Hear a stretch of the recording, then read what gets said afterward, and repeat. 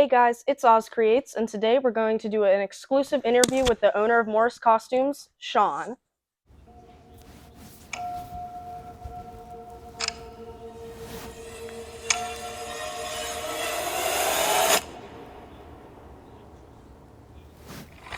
So, Sean has been in this industry for 60 years and has done some pretty cool stuff. He was just in the Las Vegas Halloween and Party Expo displaying the new stuff for 2024 Morris Costumes. How did your love for Halloween become all of this?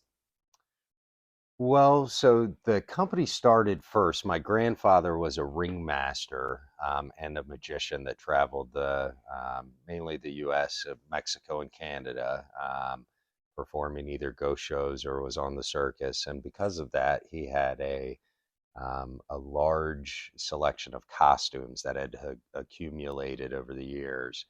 And some neighborhood kids kept coming by and asking if they could rent his costumes that they had in the basement.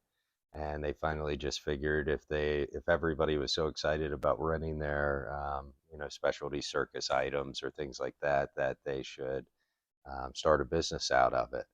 And from there it just kind of grew, and then we started selling stuff online and really kind of took off back in the 90s. Um, and anyway, that's kind of how we got started in it, though. How did Morris Costumes like get into the dance wear and stuff like that, and the dance shoes and stuff? Yeah, so we've been doing dance wear now out of this location for about 38 years.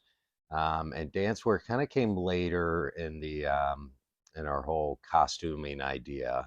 But really we were looking for ways, because we have a year-round retail store that you're here with me now. Yeah. Um, since we're open year round, we were trying to find events or things to do that would keep us busy in the off season. So whenever it wasn't Halloween, and luckily in dance, there's a couple different seasons, hmm and so anyway, that's kind of how we ventured into dance wear.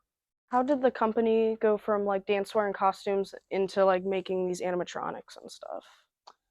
Yeah, so as far back as I can remember, Halloween and stuff even for haunted houses has kind of been a big portion of our business. hmm We were some of the few people that actually really carried some of the more specialty Halloween from people like Distortions and hmm Distortions Unlimited, which were their oldest oldest distributing company out hmm there, and up until recently, we've carried everything that they've created. But anyway, that's kind of how some of that started.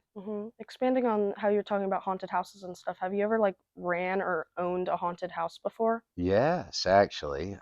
So I recently, within the last 2 years, pulled our haunted house out, but it was actually in the back half of the building that we're in now. And it was an amazing haunted house. It was called Dr. Evil's Haunted Houses, and it was a multi-staged or multi-sectioned haunted house. Half of it was 3D, and you wore 3D glasses, and the other side was Dr. Evil's Haunted Asylum, which was a little on the scarier side.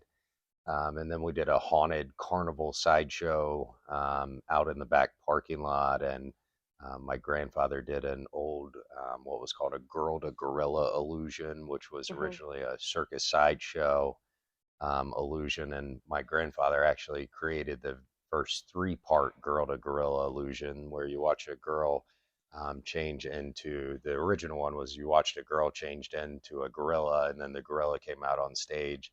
You watched a girl changed into a rotting zombie corpse, and then would turn into a gorilla from the rotted zombie corpse, and then the gorilla would run out on stage and scare everybody. hmm Um, so yes, we had a haunted house. We used it as a showroom.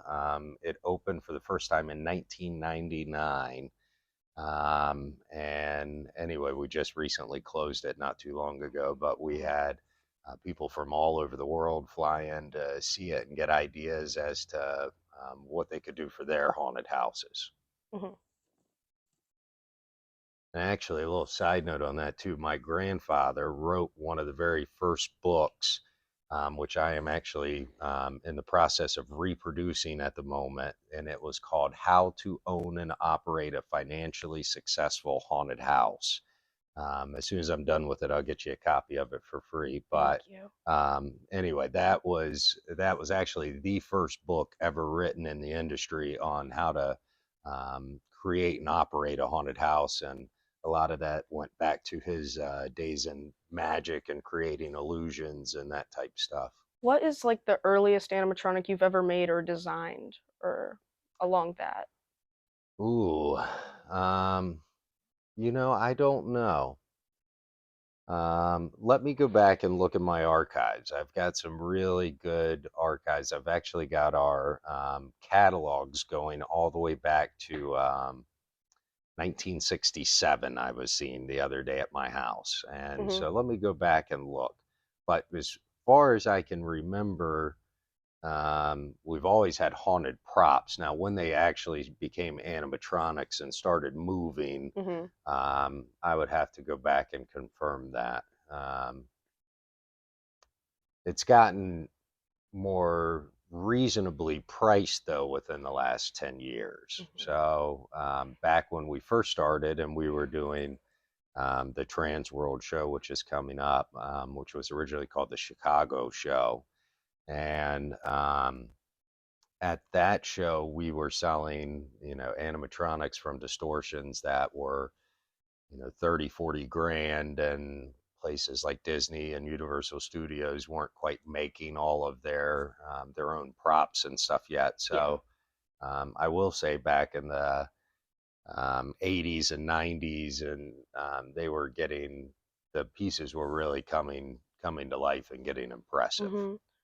Adding on to the animatronics, do you like have a favorite out of all the ones you guys have created? Yeah, so many favorites. It's There's a hard lot to of cool hard to ones. pick just one. One of my favorites is the most recent, the Carnival Barker, that just came out. It's Mhm. sitting around the corner there.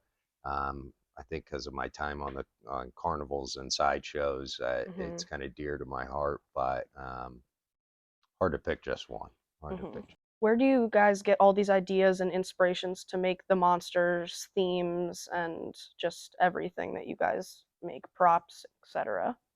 Yeah. Some of it's even come from employees that were characters of ours.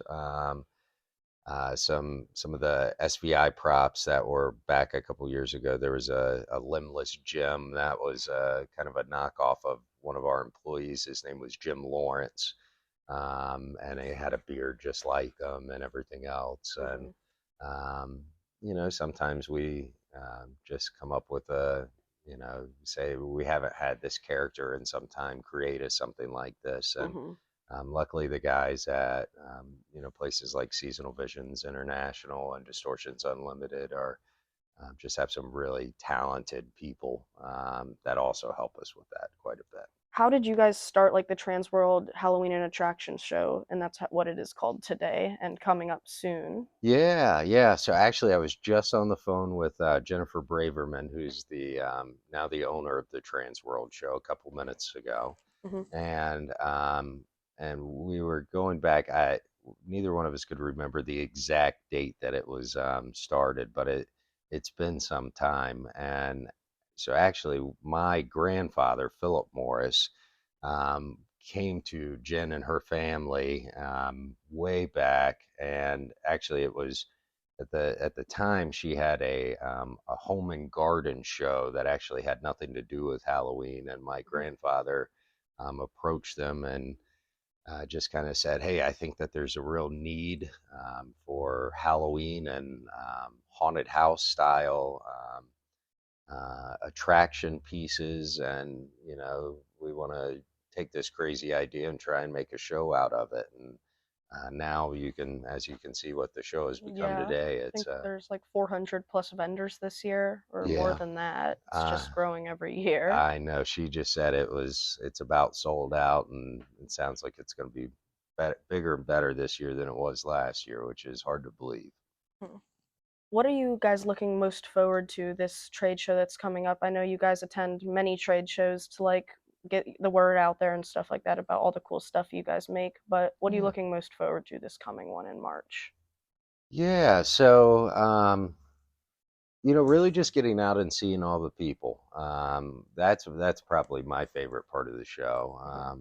Mhm. So many of the people that are there have I've been seeing since I was a little kid, and so it's very much like going to hang out with family and friends while you're there.